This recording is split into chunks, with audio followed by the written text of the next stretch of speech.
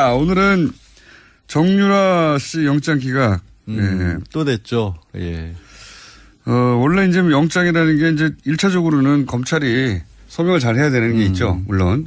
근데 어제 영장 기각되기 전에 언론을 통해서 몇 가지 새로운 사실들이 좀 알려졌어요. 통화 내용. 네, 박 전 대통령이랑 직접 통화를 했다라는 거 하나. 모른다고 그랬는데. 초등학생으로. 초등학생으로 본 적도 없다고 그랬는데. 네. 그리고 몰타에 시민권을 얻으려고 했다는 사실이 이게 언론을 통해서 알려졌다고 하지만 사실 검찰에서 얘기를 했겠죠. 당연히 그랬겠죠. 네, 당연히 흘렸겠죠. 구체적으로는 정유라가 확인을 해준 바에 따르면 크리스마스 이브하고 1월경에 최순실 씨가 전화를 걸어서 박 전 대통령과 통화를 했고 안부 인사 같은 것을 나눴다. 근데 생각해 보시면 12월 9일 날 국회에서 탄핵 소추안이 의결이 됐기 때문에 청와대에서 대외 활동을 못하고 있는 상태에서 최순실과는 계속해서 연락을 주고받았다는 것 정도는 또 새로운 게 나온 거예요. 근데 어쨌든 최순실 정유라 씨는 이름을 바꾼지도 몰랐고 초등학교 본 적도 없고 관계도 없다고 했는데 네. 안부 전화를. 사실 미안했겠죠. 몇 차례. 자기 때문에 탄핵까지 돼가지고 청와대에 있으니까 미안했겠죠. 그러니까. 그랬을 수도 있고요. 그때만 특정됐지만 그 이전에 통화하지 않았다는 법이 어디 있습니까? 없죠. 그거는 있기 때문에 그래서 이제 검찰에서는 이거는 정유라도 분명히 뭔가 그 자금 관리에 관여를 했다라는 증거다라고 소극적으로라도 했는데 일단 법원에서는 그렇게 보진 않았고 정유라가 안부 전화였다는 쪽에 더 무게를 뒀기 때문에. 네, 통화 내용도 모르면서. 그건 알 수가 없는 거지. 알 수가 없으니까. 그리고 이제 예를 들어서 그 뇌물로 판단한 돈. 그 중에서 약 2억 9천 3억 가량 좀 못 미치게는 직접 받아 썼다는 거 아닙니까? 그러니까 뭐 횡령을 해서 쓴 것도 있고 비대기에 넘어간 것을 급여 명목으로 받은 것도 있고 그런데 그것도 소극적으로 그냥 받아 쓴 것일 뿐이지 정유라가 직접적으로 관여를 하진 않았다는 쪽에 변호인의 주장이 더 먹혀 들어간 것으로 보이고요. 그렇고요. 예, 일단 몰타 얘기가 나왔을 때 저는 다른 저는 또 한 가지가 저게 있었지 않습니까? 왜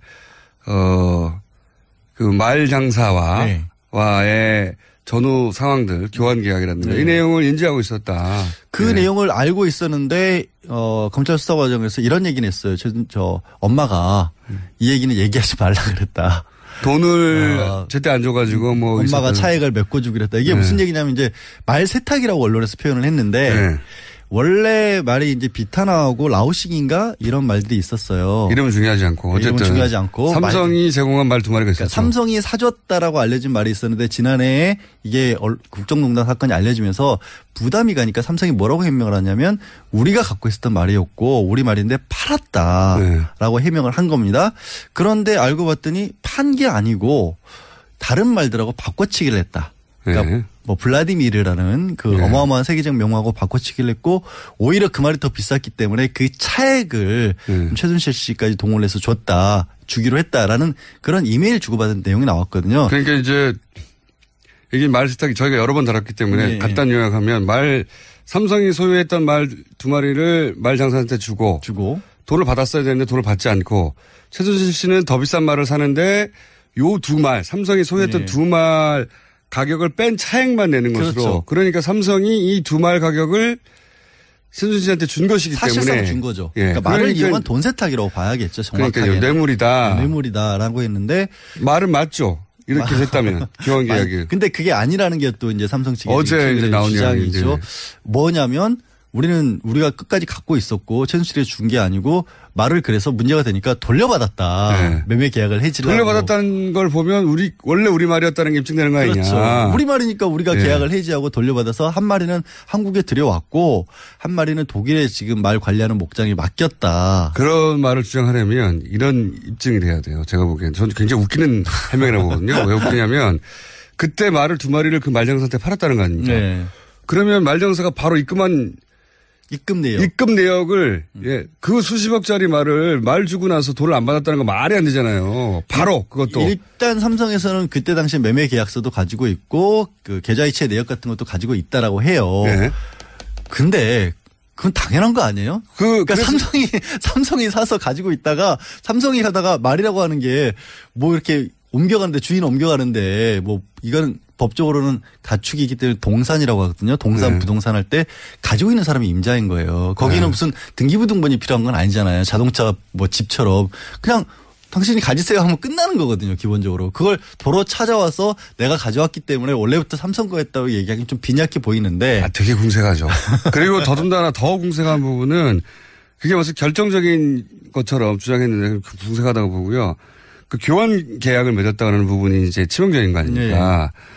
그러니까 교환 계약이라고 하는 것은 삼성 말은 줬고 삼성이 그 말장사한테 근데 돈을 안 받고 새로운 말을 가져오면서 차액만 지불했다. 이 교환 계약인데 삼성이 여기 대해서 뭐라고 그랬냐면 이건 최순실 씨 혼자 한 일이다. 자기를 속였다. 그렇죠. 그러니까 삼성은 계속해서 우리는 정상적으로 승마 지원 사업을 했는데 최순실이라는 사람이 독일에서 일방적으로 이런 일을 그 말을 자기가 소유하려고 그렇죠. 말장사하고 싸바싸바 했다는 거거든요. 근데 그게 정말 이해가 안 가는 게 네. 말도 안 되는 거죠. 말도 안 아니 뭐 정말 몇천 원짜리도 아니고 무려 30억 원이라고 불리우는 세계적인 말이고 네. 이 말은 갔다 갈 때 주인이 바뀔 때마다 말 전문 잡지 기사로 다뤄질 만한 맞습니다. 말이거든요. 이번에는 주인이 누구다 하고 기사가 나와요. 그런 정도의 말인데 그게 왔다 갔다 있는데 그거를 모르게 할 수가 있나요? 게다가 말이죠.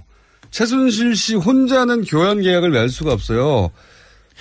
말 장사가 동의해 줘야 돼요. 근데 삼성의 주장대로라면 말 장사가 한국 아줌마에게 이 30억짜리 말을 넘기기 위해서 같이 짰다는 거죠. 같이 짜고 삼성을 속였다는 거예요. 그러면 일단 그걸 하려면 횡령죄로 고소를 해야 돼요, 이 사람을. 게다가 더 웃긴 거는요. 생각해 보십시오. 최순실 씨는 그렇게 할 이유가 있어요. 비싼 말을 가져와야 되니까, 좋은 말을 가져와야 되니까. 차액을 주고.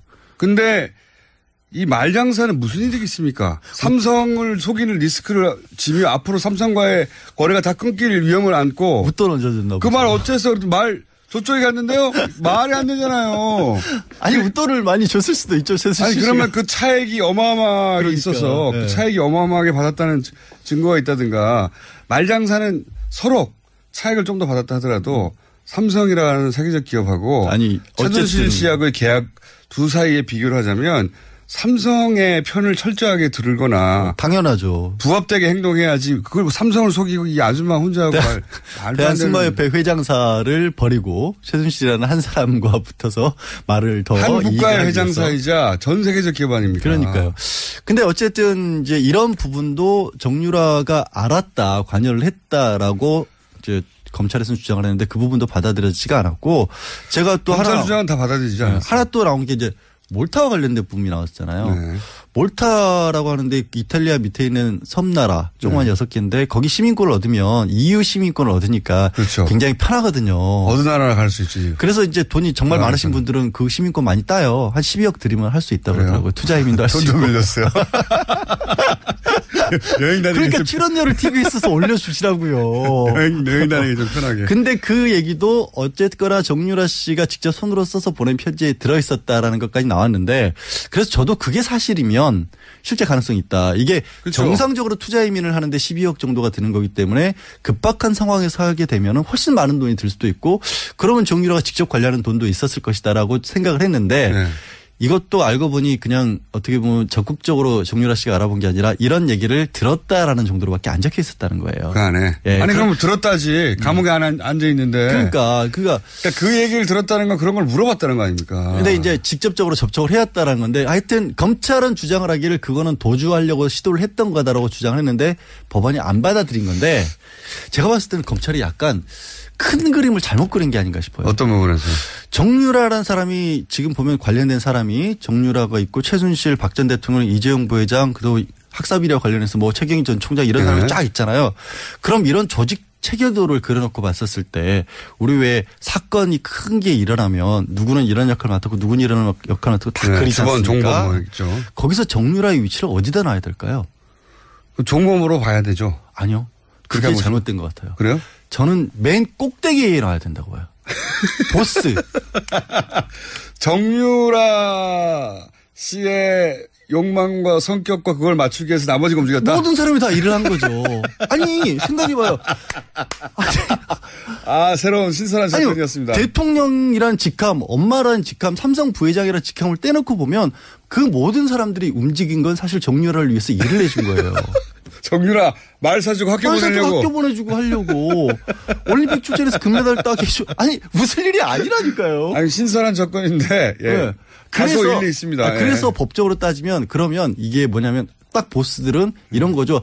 구체적인 사항을 지시하진 않지만 내가 필요한 것은 무엇인지 정도를 알려주는 거예요. 그래서 그림을 그릴 때 정유라 씨를 꼭대기에 넣고 다 지시한 사람으로. 그래서 교사범으로 접근을 해야 돼요. 교사범으로. 그런데 정유라 씨가 30만 됐어도 그 자리에 놓을 수 있을 것 같은데. 아니. 10대 후반부터 시작된 거 아닙니까 이게. 근데 그게 그렇게 본인은 원하지 않고 떠밀렸다고 하지만 이런 거죠. 예를 들어서 아까 그 말 있잖아요. 네. 수사를 할 때 교사범으로 접근하면 어떤 방법으로 물어봐야 되냐면 그 말을 바꾸는데 전에 비탄하란 말 원래 처음에 삼성에 사줬던 말이 싫었어요? 그럼 나 그 말이 사실 내가 타기에는 좀 컸다거나 싸구려라 싫었다. 정유라 씨의 의사가 다 이런 범죄에 반영되고 움직일 수 있게끔 나왔다. 그게 나오면 교사범으로 접근을 해야 돼요. 그러면 이게 오히려 제가 보기엔 말이죠. 양질 변호사님이 검찰이 되면 신선한 접근으로 칭찬받고 다 기각될 것 같아요. 가능하다니까요. 아니, 그림으로는 가능하지만 정유라 씨가 10대 후반인데 대통령을 그럼 교사했다 이렇게. 그러니까 그 교사의 의미가 내가 원하는 바를 이루기 위해서 이렇게 했다는 거죠. 엄마를 통해서. 딸의 욕망을 엄마가 그렇게. 그렇죠.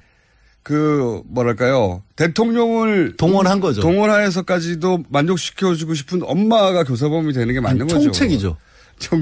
엄마는 총책이고 실제 보스는 정유라인 거죠. 사이코 드라마에서는 그렇게 재현할 수 있을 것 같은데 무대 위에서는 제가 보기엔 정신치료를 위해서는 법정에서는 안 될 것 같고 제가 답답하면 제가 이런 얘기 하겠어요. 제가 볼 때 이 기각의 가장 큰 문제는 제가 보기에는 최순실 게이트가 더 이상 수사할 필요 없을 정도로 이미 특검에서 충분히 수사되었고 법정에 가 있는 혐의들만 제대로 밝히는 것으로 충분히 끝났다라고 판단하느냐 아니냐의 문제인 것 같아요. 저는. 선을 거기까지 이제 그만하자. 이 정도에서 마무리 짓자. 지금 영장실질심사한 판사님은 법대로 했다. 자신이 알고 있는 법대로 엄정하게 했다라고 할 수 있을지 모르겠으나 법이라는 게 무주 속에 진공에 존재하는 게 아니잖아요. 그러면 그 시대가 어느 시대인지 뭘 해결해야 되는 게 우선 과제인지 역사의식도 있고 시대의식이 있으면 아직 끝나지 않은 사건이다. 이 사건의 왜냐하면 특검도 굉장히 부족하게 끝났잖아요. 사실 이게 김 빠진다고 하잖아요. 이렇게 돼버리면 사실은 이게 정말로 이 사건 자체가 잘못된 거냐 아니면 정유라가 특혜 받은 게 죄가 안 된다라고 생각하면 여태까지 이제 반대 목소리 내는 사람들 있지 않습니까? 그런 사람들에게 엄청난 명분을 줘버리는 것이 될 수도 있거든요.